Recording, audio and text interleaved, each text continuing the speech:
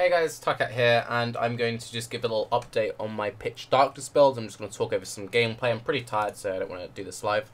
The build's been a bit of a struggle to get it going, but it's sort of getting there. We've invested a fair amount of currency, a fair too much currency really, for the results. But the Pitch Darkness, the way it works, you can see in the top thingy, I have a 30% chance to create Burning Ground on Ignite. And it's basically a sort of wonky-ish course to carry. The build looks a lot better than it is. It's one of those things when people first see it, like, wow, this build looks really cool. And it's like, yeah, it looks cool, but it's really not that great. But it's kind of passable, and it's getting there. So, just before this video, I was previously on a +2 bow. I'm now on a +3 bow.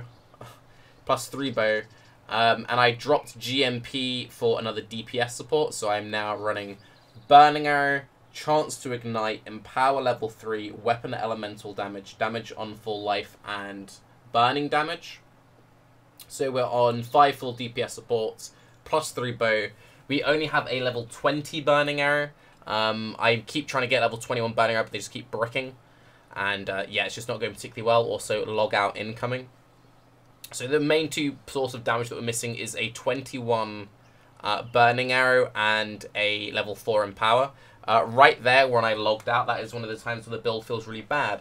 So it has a 30% chance on Ignite to create its damage source. So there, I blink into a pack, shoot, doesn't create Burning Ground, have to log. If it had created Burning Ground, it would have killed the mobs. Because it didn't, I nearly died. So that is why this is just like a kind of a worse course to carry.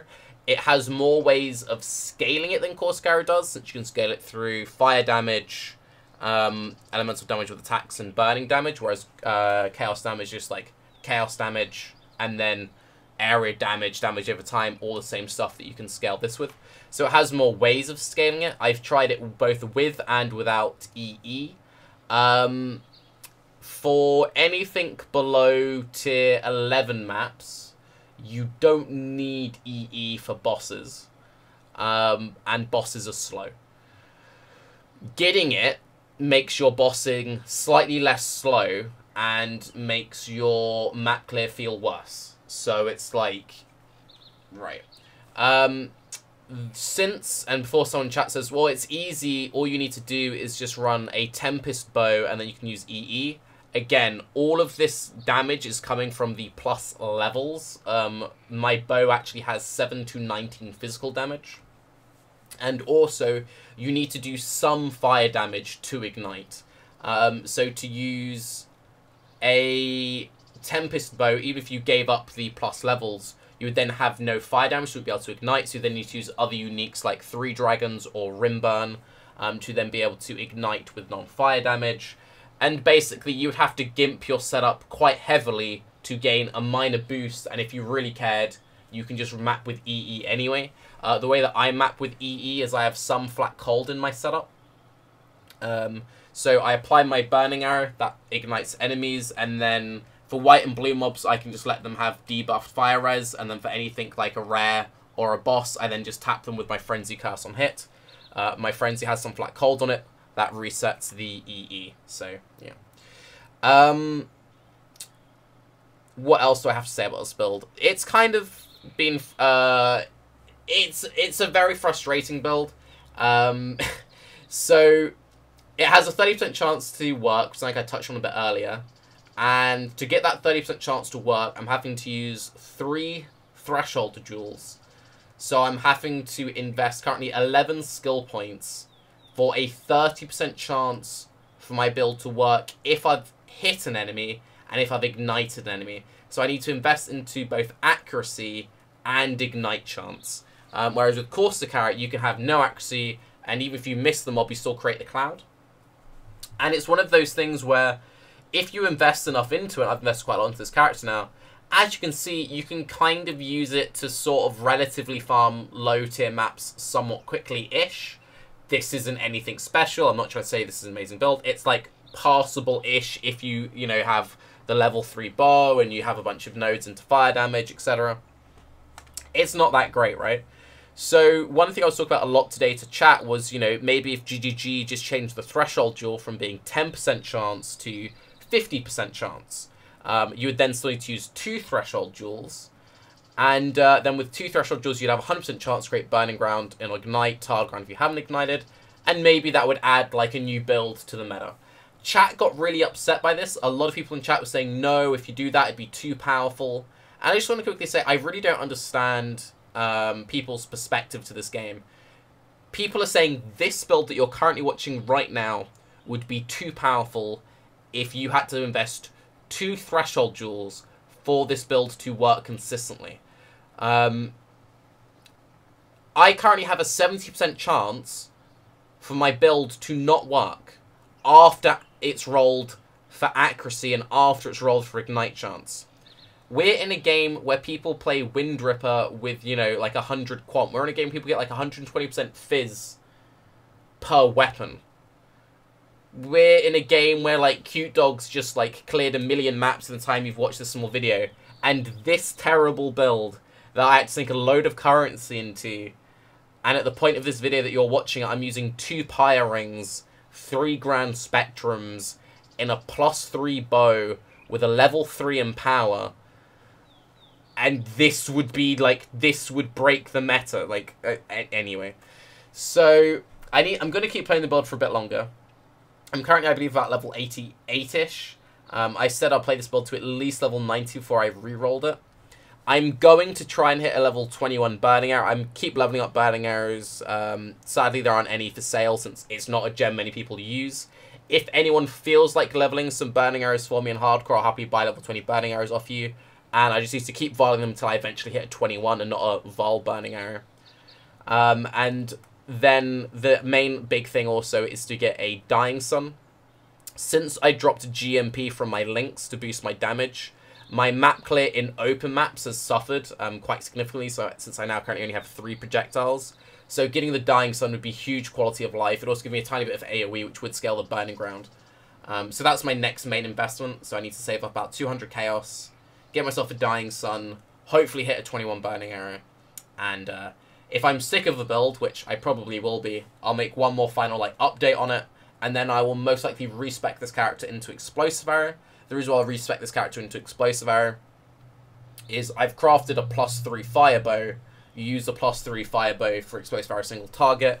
I'll be purchasing a Dying Sun, use a Dying Sun in Explosive Arrow build. The tree is like basically the same.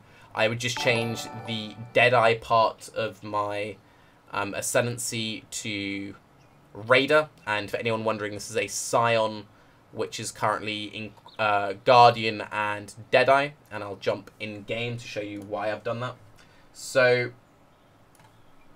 I currently have a decent amount of movement speed without, like, I've got 6% movement speed with, you know, 40% from boots, and then, you know, with Flasks up, this isn't like an Alchemist or whatever. It feels kind of smoothish. And I have a decent amount of attack speed without any frenzies or blood rage. And since I have a chance for accuracy, chance to burn, I wanted a decent-ish amount of attack speed. So Guardian gives me you and nearby allies share charges. I sometimes play duo, so it's nice for that. Reduced effects of curse on you makes LE weakness gearing easier. It gives me 5% block chance. It gives the attack cast movement speed. I also do have a single target Scorching Ray Totem. Doesn't really do anything. I've tried out Cremation single target. It then means I kill myself on Alien Reflect maps. I nearly ripped that. That was kind of embarrassing. And basically the attack just smooths out the build. If I didn't go Guardian, I would go Necromancer. Skill effect duration, physical mitigation, 30% damage, 20% chaos res. It'd be kind of decent. Everything else is kind of meh. Deadeye gives me 2 pierce, proj speed. Proj damage doesn't scale this. But the proj speed is nice, and the additional projectile makes the build playable without a Dying Sun and without GMP. This is my +3 bow. I crafted this with, you know, Katarina cannot roll attack mods, then Exalt the +1. So you can see it gives me a little bit of dex, it gives me some cold damage, a little bit of res, and when crafted attack speed. We have a Burning Arrow Enchant Helmet. This is how I have, as you can see, 101% chance to ignite enemies, but that does not include all the ignite chance I have on the tree, where I have additional 10, 15, 20, 25%, so I actually currently have 126% chance to ignite enemies. so slightly overkill. You can afford to drop some on the tree. We're running a Nahamu Tiki because it gives you some fire damage, some life, a little bit of resists. I've got a Pierce, additional arrow, attack speed, life, elemental damage with attack skills, quiver. We're dual-wielding Pyre Rings just for some more burning damage, some resists. You'd eventually want to replace these with opals, with elemental attack damage, life, fire damage, but we haven't got that kind of currency right now. Itziri's Splendor is just a nice chest I like to use on builds like this, be it Caustic Arrow or weird Burning Arrow builds. The life and mana on kill really smooths out your map clear, especially for regen-based builds using Mom. Since we have no forms of mana leech, this means that our mana stays healthy while we're mapping, and we have got 1.5k Mom. So it's just kind of nice, and it's like a cheap like 10c chest to pick up. I'm then using these Shaper Gloves, nothing too fancy, they're just 5-link fast casting gloves for my Scorch Ray totem. They have a bunch of life, they have some resists. We're using a half-decent Stygian Vise belt with some life, elemental damage with attack skills, some flask effect duration, flask charges gain mods on there, and then this life, mana, resist, movement speed if we haven't been hit recently belt.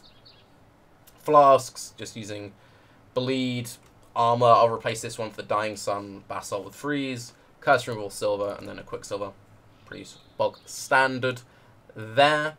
And the gem setup again is burning arrow, elemental damage with attacks, damage on 4 life, burning damage, chance to ignite, empower. And then everywhere else is just like casting damage takens, flame golems, blink arrows, casting damage taken at mortal cool, increased duration of all grace, a clarity, a portal gem, scorching ray, efficacy, Ellie focus, spell totem, flammability, frenzy, curse on hit, GMP. Really nothing that fancy. If you do want to copy this character, this is a massive, massive investment. But, you know, you're welcome to try it out. I'll keep you updated once I get the final bit of min-max going on with this build. And if we look at the skill tree, I previously had Heart of Flame when I was desperately in need of damage. Since I've gotten the +3 bow, I felt like I could afford to drop some damage to chase some life nodes. And 5.5k life, plus 1.5k mana, 7k effective HP-ish. With more levels, I'd like to fill in more life nodes, and I would also like to get Acro, Phase Acro, when I drop the Granite Flask for a Dying Sun, so I'll do a little bit of reshuffling there. I'd also like to eventually pick up Primal Spirit, and then maybe fill that back in later. Yeah, that is the build. So far, it's okay.